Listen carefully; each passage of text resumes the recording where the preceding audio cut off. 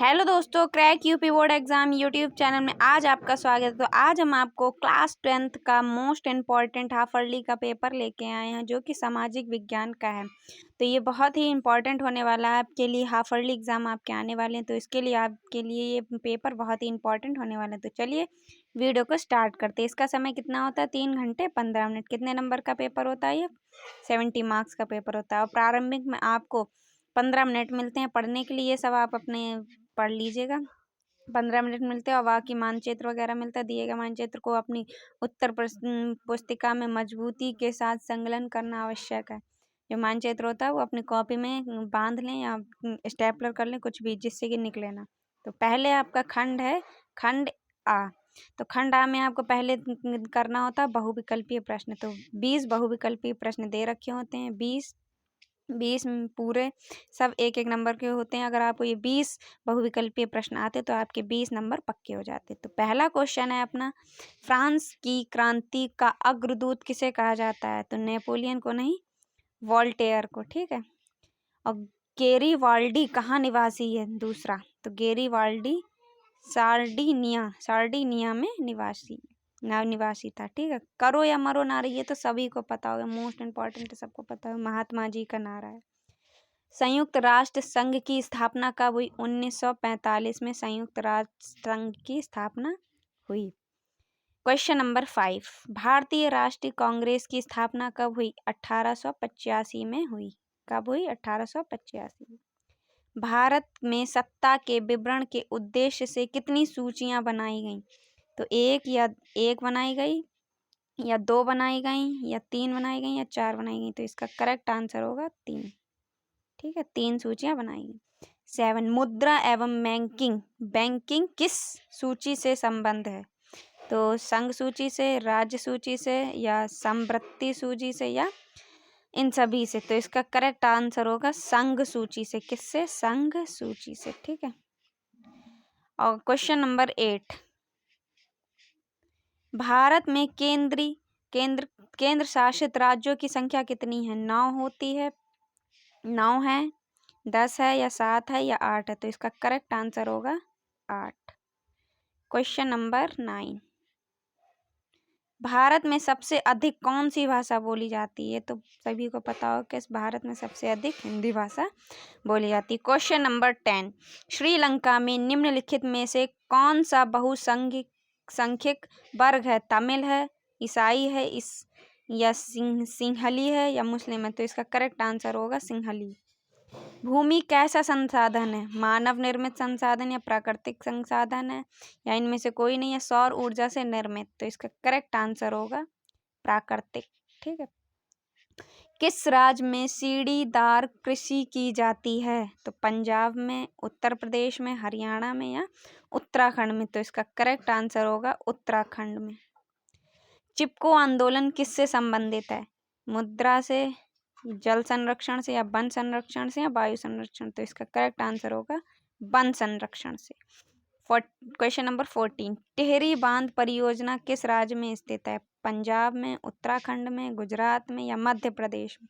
तो correct answer होगा उत्तराखंड में। क्वेश्चन नंबर 15, संसार का सबसे कीमती संसाधन कौन सा है? संसार में सबसे कीमती संसाधन खनिज है। किस राज्य की प्रति व्यक्ति आय सबसे अधिक है? तो बिहार की है, मेघालय की है, या राजस्थान के, या हरियाणा। तो इसका करेक्ट आंसर होगा हरियाणा। महात्मा गांधी राष्ट्रीय ग्रामीण रोजगार गारंटी योजना शुरू हुई 2008 में, या 2010 में, या 2000 में, या 2005 में। तो इसका करेक्ट आंसर होगा 2008 में। ठीक। क्वेश्चन नंबर 8, विनिमय का सर्वोत्तम माध्यम है? वस्तु, चेक, या मुद्रा, या हुंडी। तो इसका करेक्ट आंसर होगा मुद्रा। निम्नलिखित में से कौन सा संचार सेवाओं का अंग है?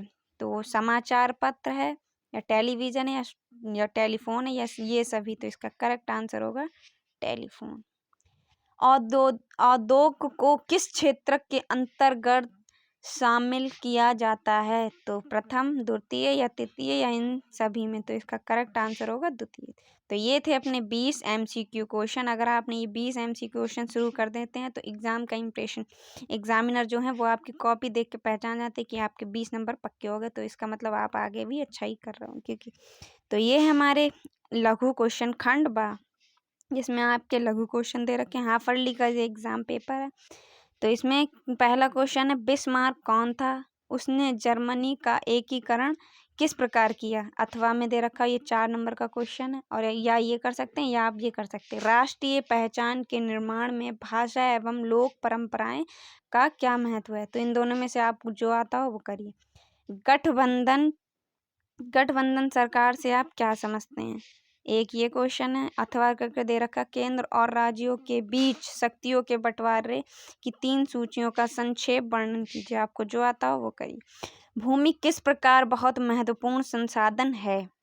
भूमि किस प्रकार महत्वपूर्ण संसाधन है, स्पष्ट कीजिए। अथवा में है, जैव अजैव संसाधन में अंतर। ये मोस्ट इम्पॉर्टेंट क्वेश्चन है।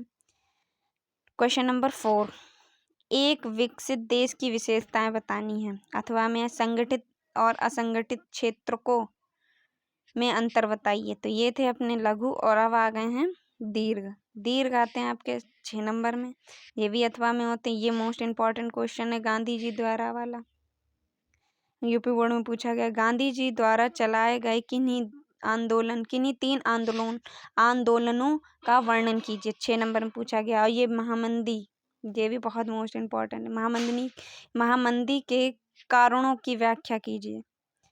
क्वेश्चन नंबर 6, संघवाद की प्रमुख विशेषताएं। अथवा में है कि भारतीय लोकतंत्र के विकास में जाति, धर्म और लैंगिक मसले किस प्रकार अवरोध हैं, स्पष्ट कीजिए। आपको जो इन दोनों में से आए वो कर लीजिए। ठीक। मुद्रा अपरदन किसे कहा जाता है? मुद्रा अपरदन के कारण बताइए। तो ये भी मोस्ट इम्पॉर्टेंट क्वेश्चन है भूगोल का। भारत में कृषि की प्रमुख समस्याओं का उल्लेख कीजिए। ये भी मोस्ट इम्पॉर्टेंट क्वेश्चन है। मानव विकास सूचकांक क्या है? मानव विकास नापने वाले प्रमुख अवयवों का वर्णन कीजिए। तो ये अगर ये आप क्वेश्चन पेपर पढ़ लेते हो तो आपको इस पेपर से बहुत हेल्प हो सकती है, क्योंकि इसमें आपको इम्पॉर्टेंट क्वेश्चन दिखाए गए लॉन्ग के। ठीक है। और अथवा में है, भारत में वैश्वीकरण के प्रभावों का वर्णन कीजिए। ठीक है। तो ये है अपना 8 नंबर क्वेश्चन। अब मानचित्र दे रखा है। मानचित्र भी आपको 1-1 नंबर का आता है। ये पूछा जाएगा, आपको मानचित्र में चिन्ह के द्वारा समझाना होगा। ठीक है। तो मानचित्र, पहला मानचित्र कार्य। ठीक, दिए गए भारत के रेखा मानचित्र में निम्नलिखित स्थानों को चिन्ह द्वारा नाम सहित दर्शाएं। तो वह स्थान जहां 1927 में कांग्रेस का अधिवेशन हुआ, और दूसरा है वह स्थान जहां गांधी जी शहीद हुए। तो गांधी जी कहाँ शहीद हुए ये बताना है। वह स्थान जहां सूर्य मंदिर स्थित है। चौथा, वह स्थान जहां से दांडी मार्च शुरू हुआ। 1-1 नंबर के सारे क्वेश्चन है, 5 नंबर आपके पक्के हो सकते हैं। वह नगर जहां उत्तर प्रदेश का उच्च न्यायालय स्थित है। खा, दिए गए भारत के रेखा चित्र मानचित्र में निम्नलिखित को दर्शाए गए हैं। तो महानदी जो चिन्ह है इसके द्वारा नाम सहित दर्शाएं। हीराकुंड बांध का जो चिन्ह है इसके चिन्ह द्वारा नाम सहित दर्शाएं। काली मट्टी का क्षेत्र चिन्ह द्वारा नाम सहित दर्शाएं। पूर्वी तट पर स्थित एक बंदरगाह चिन्ह द्वारा नाम सहित दर्शाएं। दिल्ली से कोलकाता रेल मार्ग चिन्ह द्वारा समझाएं। तो ये था आपका कुछ मोस्ट इम्पॉर्टेंट पेपर SST का। तो जो भी 10th वाले बच्चे हैं, वीडियो अगर पसंद आई तो प्लीज़ वीडियो को लाइक कीजिए और चैनल को सब्सक्राइब कीजिए। ये था आपका मोस्ट इम्पॉर्टेंट हाफ ईयरली का पेपर। जिन बच्चों के भी हाफ ईयरली के पेपर आने वाले, तो वो एक बार इस हाफ ईयरली के पेपर को पढ़ के जाएँ, क्योंकि इस हमने सारे ही आपको दिखाया, MCQ सारे लगे हुए दिखाएँ। तो वीडियो पसंद आए प्लीज़ वीडियो को लाइक कीजिए। अगर चैनल पर नए हैं तो प्लीज़ चैनल को सब्सक्राइब कीजिए। हम मिलते हैं आपसे अगली वीडियो में।